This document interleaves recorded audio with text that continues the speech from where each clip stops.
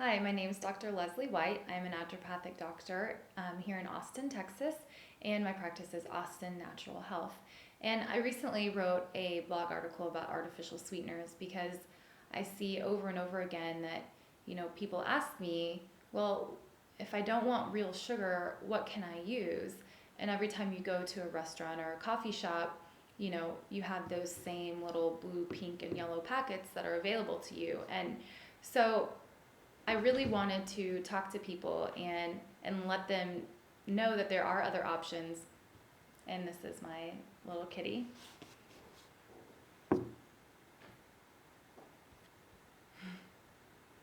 Anyways, um, so that there are other options out there, and there are safer alternatives than the artificial chemical sweeteners. And so, just to begin with, artificial sweeteners, some of them were first discovered in the late 1800s. And in 1965 is when aspartame was discovered. And there was actually a really big political involvement as far as getting aspartame approved by the FDA. And so it was much more political than just purely scientific. So it's when you go to my blog and on my website and read the entire article, there's a couple of links to some really interesting articles that you can take a look at. And so all of these studies, that have to be done in order for food additives to get approved by the FDA, have shown that many of the artificial sweeteners are carcinogenic, and which carcinogenic means that they cause cancer, and certain ones are linked with specific types of cancer, and some of them have been tumor forming in rats and things like that, but unfortunately, they still are approved, and they are added to all sorts of drinks, all sorts of foods, just to give that sweet taste without the calories. And so, just some background on what happens when you eat sugar. And so, when we eat normal sugar, real sugar, gut hormones are actually released and send signals to the brain that let us, that tell us that we're satiated, that we're full, and we don't need to eat anymore. And so when you eat artificial sweeteners, those gut hormones are not released. And so you don't get that satiation from the brain, which tells you that you're full. And so if you're just, not eating, or you're having a cup of coffee or tea with this artificial sweetener, you're sensing on your taste buds this sweetness, and you're getting the pleasure center activated in your brain, which can happen with real sugar. But then you have no signals that are telling you that you don't need to eat anymore. So there's actually studies have shown that people who use artificial sweeteners compared to real sugar actually tend to be more overweight than those who do not.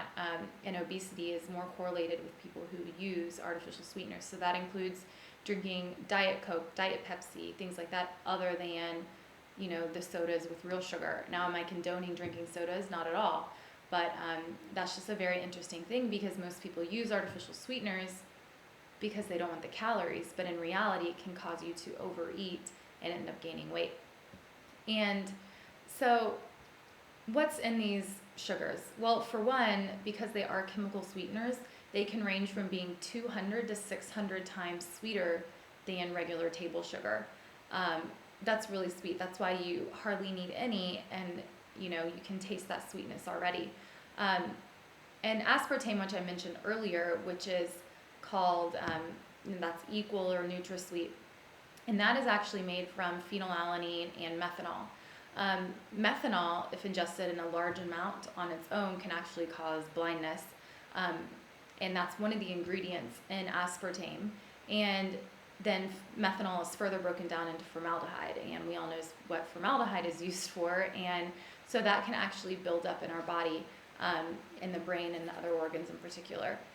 And of all of the, complaints by consumers that are sent into the FDA regarding food additives, 75% of them are about aspartame. So that's how many complaints there are out there, saying that aspartame is causing all sorts of different side effects. Sucralose, which is a really, really common, that's Splenda, and that seems to have blown up in the past several years. And Splenda is actually classified as a chlorocarbon, and I'm sure you're like, well, who cares? What's a chlorocarbon? Other chemicals that are classified as a chlorocarbon are PCBs, and there are studies out now that have been out showing how harmful PCBs can be, especially for pregnant women. And those are the molecules that are released from heating plastic. And so PCBs are known to be extremely harmful. DDT, which is found in insecticides, is also a chlorocarbon. And other environmental toxins such as dioxins and organochlorine pesticides. And asulfame K and saccharin are two others that have been around for a while. Saccharin is sweet and low. That's the little pink packet. And asulfame K typically can go by the name of Sweet One or Sunnet. And both of those are really common in processed foods and drinks. And so that's why it's extremely important to read the labels when you're buying something and learn to recognize, those kind of red flag ingredients. Saccharin, which I mentioned was sweet and low, contains chlorine, ammonia, and then it also contains an acid that is used as an agent to corrode metals. And so those are the chemicals that are used to make up saccharin. And then asulfame K was actually accidentally discovered in Germany, and it is usually bound to other artificial sweeteners. So you'll see asulfame K in addition to aspartame or saccharin and things like that. And there have been, a lot of studies on all of these. And like I mentioned earlier, the carcinogenicity is a very big concern with these artificial sweeteners. And some of them are linked exclusively to bladder cancer. And so it's just good to be able to recognize what products these might be in and really how to avoid them and use other alternatives. And since the main goal on using artificial sweeteners for most people, not everybody, is because you don't want the calories from sugar, I'm now going to talk to you about a couple of other options that are much, much better. So there's a group of substances called sugar alcohols, and that includes xylitol, erythritol, and these are all safe options. They are very, very low calorie, so you don't get the calories that you would with sugar, and they are sweeter than sugar, so it gives you that sweetness that you want. And xylitol actually is good for your teeth and can help promote good beneficial bacteria in the mouth, whereas a lot of the artificial sweeteners promote tooth decay. So that's a lot of dentists will recommend xylitol or chewing gum that has xylitol in it instead of one of the chemical sweeteners. And the other one is stevia, and stevia is very, very popular now.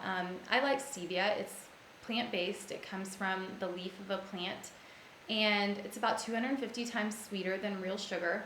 And too much of it, I think the one thing I hear a lot is that it tastes kind of bitter, so you really don't need a lot of it. But you can use it in small amounts. You can even get liquid stevia that is flavored. You can get vanilla flavor.